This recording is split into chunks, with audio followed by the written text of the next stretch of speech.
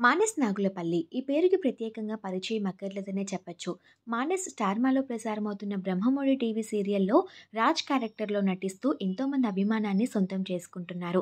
అంతేకాకుండా స్టార్మాలో ప్రసారమవుతున్న పలు టీవీ షోస్‌తో కూడా అందరిని అలరిస్తున్నారు. రీసెంట్‌గానే హోస్ట్‌గా కూడా తన సత్తా చాటుకుంటున్నారు మానస్ నాగులపల్లి.